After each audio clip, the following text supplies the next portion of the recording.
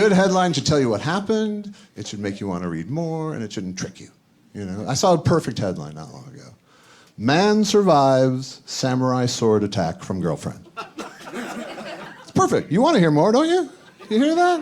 It was amazing. This guy was like this kung fu fan, is what I read in the article. Big fan, loved every kung fu movie, kung fu magazines. He did it himself some. And I don't know his girlfriend's hobbies, except for going through his phone. Because she did this and found Tinder on his phone and decided he was cheating. And she did what, you know, most women would do. She went out and bought a samurai sword.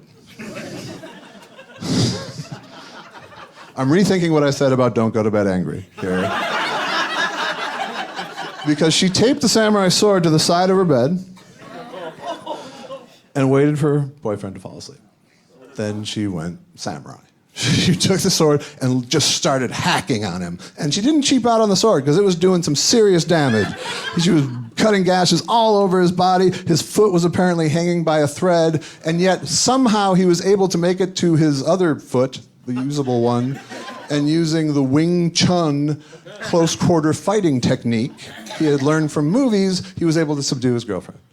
Even got her to call 911. And the police come, the ambulance comes, she goes to jail, he's off to the hospital. And I saw an interview with him about a few days later, and the newspaper said, despite being heavily bandaged and in a wheelchair, he was in a buoyant mood.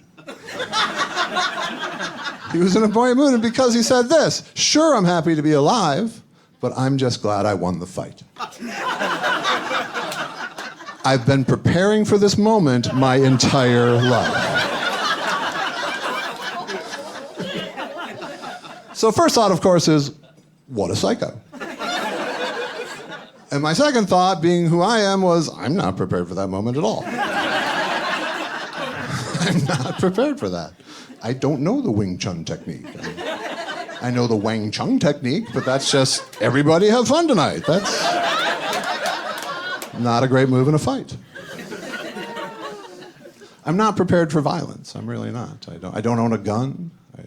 Apparently, I'm not allowed to own a gun because I used to have a medical marijuana license, which was cured by legal marijuana. But apparently it left on my record, and apparently in a gun background check, that'll screw you up. I didn't follow up on this. I was too stoned, but apparently that's the case. And it's a trade I'm willing to make, quite honestly. You know, when I think back at my life, the amount of time I've spent worrying about someone breaking into my house pales in comparison to the amount of time I've spent worrying about running out of pot.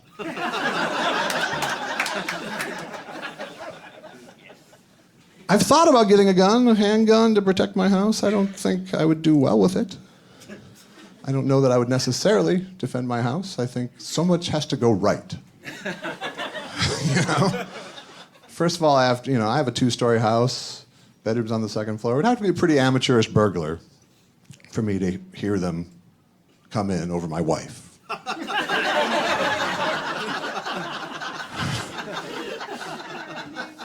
And then, have enough time to get my gun out of the thing and take my position, yeah, honey, get in the closet, That's not what's going to happen. What's going to happen is I'm just going to wake up with my gun in my mouth, my brains on my pillow. But it's 100% machine washable, so...